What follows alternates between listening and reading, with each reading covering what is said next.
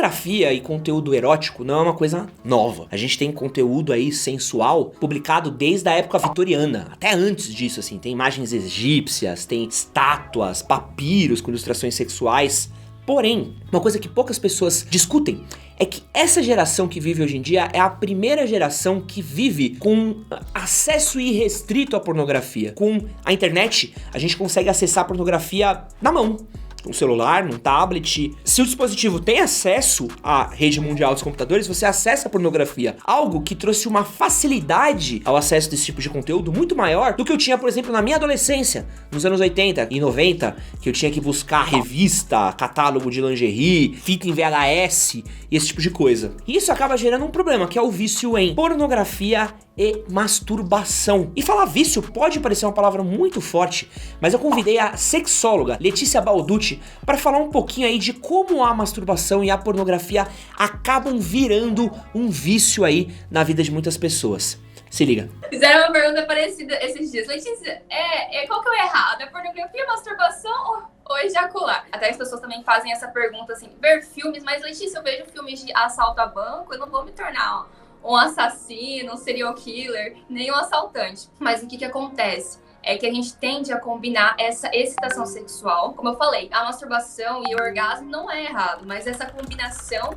com a pornografia que pode viciar. E aí você começa a associar o seu prazer a conteúdo que você tá vendo na tela, que é violência contra a mulher, incesto, abuso, títulos degradantes, violência contra a mulher. E isso pode acabar viciando, porque a pornografia, diferente de outras substâncias, de outras drogas, né? Ela libera drogas endógenas, né? Substâncias químicas endógenas que, combinada com a pornografia, é em doses muito maiores do que o nosso corpo foi criado para suportar. Não são pessoas fazendo sexo, né? É o sexo combinado com esses temas degradantes. E isso e a liberação dessas substâncias químicas pode fazer com que as pessoas viciem esse conteúdo. Então vamos lá, eu tô vendo filme, e aí com esse filme eu tenho uma vontade de me masturbar.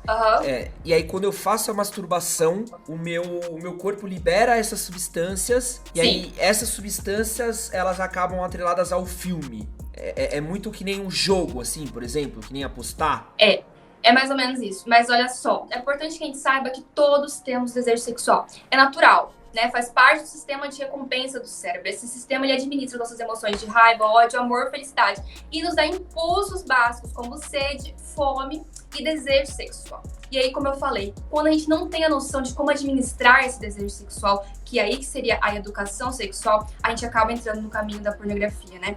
E aí, esse caminho, o nosso corpo, ele libera substâncias, como por exemplo a dopamina, que incita a produção da proteína delta-FOS-B, que faz com que a gente aprenda essa ação. E aí você começa a entrar num looping, num ciclo do vício, que eu vou querer dividido em 4 partes, né? Tempo vulnerável. Geralmente a pornografia é usada como uma forma de prevenir sentimentos negativos, como raiva, tédio. Aí segundo vem os gatilhos mentais. O seu cérebro vai repetir, vai lembrar que aquele desejo te fez bem no passado.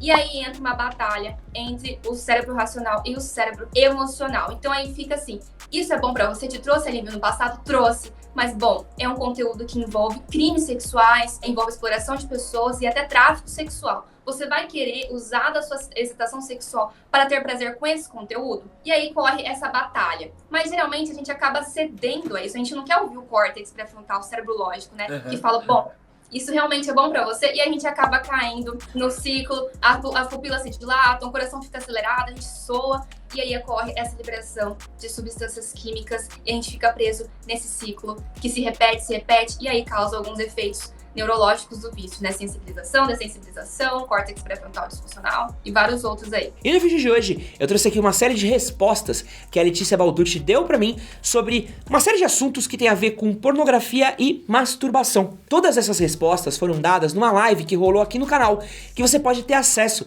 se tornando um membro do nosso clube do canal. Com apenas R$3, você tem acesso a uma série de conteúdos on demand, uma série de entrevistas e conversas que eu fiz com diversos especialistas nas mais diversas áreas para ajudarem você a ser um homem melhor. Vou deixar um link aqui na descrição do vídeo, no primeiro comentário fixado dessa live, para você acessar ela e assistir, que o conteúdo tá topíssimo.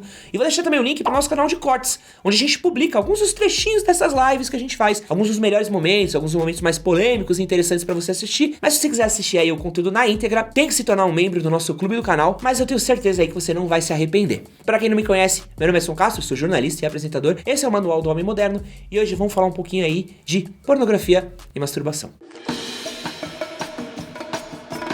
Quando a gente tá falando de pornografia, a gente acaba tendo uma glamorização muito grande, porque afinal de contas a gente tem artistas que fizeram muito sucesso, a Sasha Grey, a gente teve ali a Mia Khalifa, a gente tem a própria Dredd aqui no Brasil, que são pessoas que acabam virando quase uma celebridade por causa de terem produzido esse tipo de conteúdo, mas a gente fala muito pouco de algumas polêmicas, de algumas coisas muito tristes e até mesmo criminosas que rolam ali na indústria pornográfica. A Letícia Balducci contou um pouquinho pra gente aí de tudo o que acontece por trás dos filmes pornográficos e a gente às vezes não tem a menor ideia.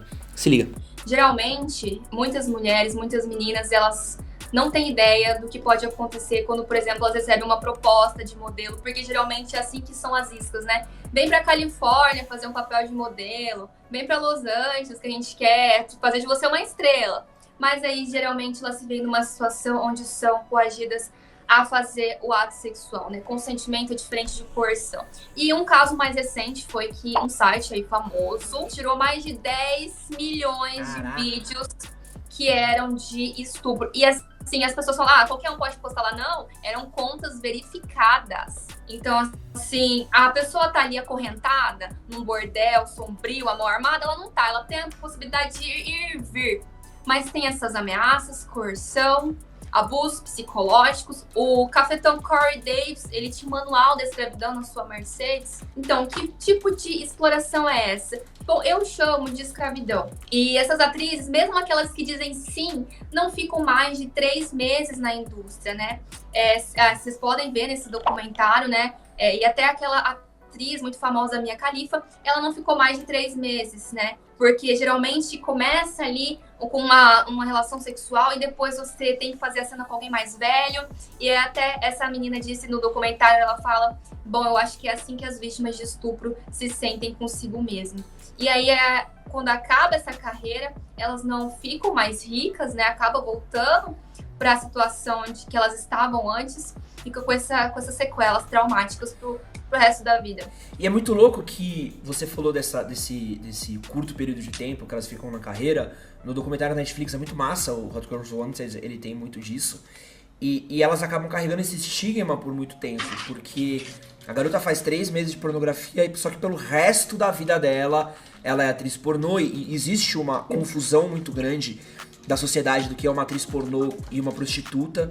É uma coisa que a gente não desatrela, então automaticamente essa mina, ela acaba recebendo esse shame, essa coisa da própria sociedade. Então, por exemplo, você acaba vendo que se torna meio que um último recurso da pessoa. Por quê? Aquela mulher, ela foi fazer a pornografia e a partir daquele momento vira um caminho sem volta pra ela. Porque se ela parar de fazer pornografia, a família dela já não fala mais com ela direito, os amigos dela já não lidam mais com ela direito, ela vai ser pra sempre a atriz pornô, ela não tem esse direito a esquecimento. Então, das pessoas que eu conheci, e eu acabei conversando com o tempo e trocando uma ideia, eu acabei vendo que algumas delas olhavam e falavam assim, cara, eu já entrei nesse mundo, eu já tô nesse mundo. Se eu já tô aqui, por que eu vou sair? Outra coisa importante que a gente conversou nessa nossa live foi sobre como a pornografia acaba afetando adolescentes. O jovem, ele tá num processo de crescimento, de formação do cérebro, do corpo. O corpo dele tá mudando, a cabeça dele tá mudando, a personalidade tá sendo formada. E se ele consome muita pornografia desde cedo, isso pode acabar tendo aí alguns efeitos colaterais no jeito como ele cresce e amadurece. Se liga na resposta aí da Letícia que ela explica um pouquinho mais disso. É muito pior.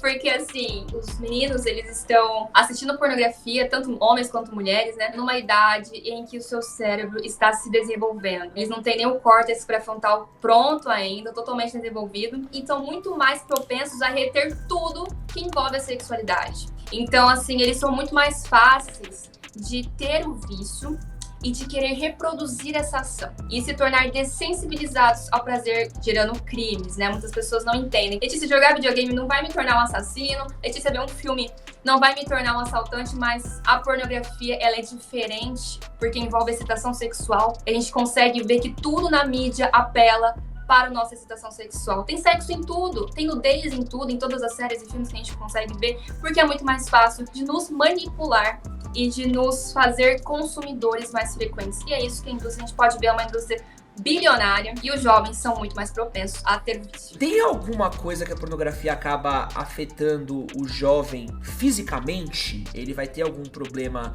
no cérebro, o pinto dele vai deixar de crescer, ele vai dessensibilizar a glande às vezes?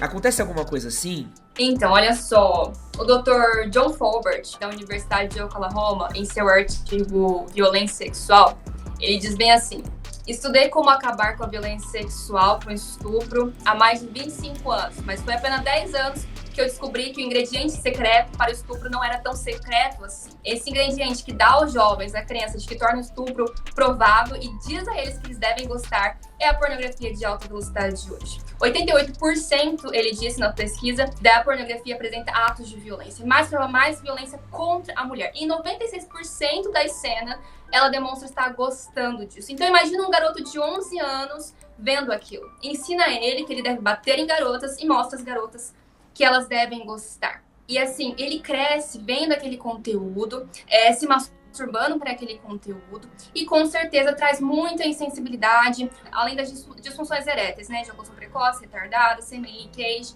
E eu consigo ver isso, né, através dos participantes que estão lá nas minhas redes sociais, eles relatam isso o tempo todo, que cresceu vendo esse conteúdo, 8, 10 anos, e hoje eles enfrentam um problema na vida amorosa, né, vida profissional, assim, começa a afetar todas as áreas da vida. E pra terminar, eu perguntei pra Letícia como é que a gente faz pra se livrar do vício em masturbação e pornografia. Pô, se é algo que a gente desenvolve, é algo que a gente consegue combater e terminar também. Não é mesmo? Então, se liga na resposta dela aí, pra vocês terem uma ideia do que ela falou. Pra você sair, se você já tem aí 5, 10 anos de consumo da pornografia, provavelmente você tá aí super sensibilizado a qualquer tipo de prazer. Né? Até um outdoor de lingerie no shopping, você já vai te levar a ver conteúdo. Uma cena de sexo em um filme, você provavelmente já vai ver o seu conteúdo. E ao mesmo tempo você tá sendo dessensibilizado, sempre quer o conteúdo extremo pra ter aquela mesma dose. E o primeiro passo que eu falo, assim, é você identificar tudo que tá te levando a ter esse vício, né? Tudo que você pode ver. Eu sinto mais isso quando eu tô sozinha. Identificar tudo e qualquer gatilho. E nesse primeiro momento, as pessoas querem substituir, buscar uma alternativa ao porno, que é literatura erótica, que é nudes. O primeiro passo que eu falo é você identificar tudo isso. E assim, antes disso, você tem que entender como que ela funciona no seu cérebro. Porque eu acho que só depois de você entender como que a pornografia funciona no seu cérebro, que ela pode ser como uma droga, entender o que acontece por trás dos sets de filmagem, o que pode fazer com a sua vida pessoal, amorosa e social, aí sim você vai poder dar o passo, né, de se motivar a querer sair de verdade. E aí você vai identificar esses gatilhos, né? Eu falo detalhadamente nisso nos vídeos, conhecer as suas emoções, aí já envolve o processo psicológico, que tem que identificar o que está te levando a consumir. Aí já entra todo o processo que a pessoa tem que me relatar, falar detalhadamente o que tá fazendo isso. Se envolve traumas do passado, porque realmente a pessoa pode, assim, nem ser um amigo que mandou pra você, ou você achou ela inesperadamente no computador. Pode ser algo que você tenha sofrido um abuso psicológico, um abuso sexual, né? E aí que vai ver se essa é a causa, tem que identificar a causa, que eu chamo de identificar as emoções que te levam a ter uma resposta para os gatilhos. Você não só vai identificar esses gatilhos, como você vai saber como lidar com eles quando eles aparecerem inesperadamente. Eu sempre falo também uma forma fácil de você começar baixando já um filtro. Não vai te impedir de ver pornô como um passo de mágica, mas aí já vai te dar, né, o tempo necessário para você cair fora. Né? Os meninos lá, as meninas adoram os filtros, que eu também dou dicas, né, nas minhas redes sociais sobre eles. E ter apoio. Ter apoio é fundamental. A pessoa não consegue vencer uma batalha sozinha de jeito nenhum. E tem os grupos de apoios que eu tenho no Telegram. Eu dou dicas diárias, tem um canal, né? Eu coloco a pessoa em contato com outros profissionais. Às vezes não é psicóloga, às vezes é um psiquiatra, né? Profissionais da área médica, precisa, urologistas, ginecologistas. Então, assim, tudo isso envolve o processo de se desvincular do vício em pornografia. Aproveita que você chegou até aqui, vou deixar mais 2 vídeos pra você assistir. Clica neles. Caso você não seja inscrito aqui no canal, clica no botãozinho pra se inscrever e seja feliz. Valeu!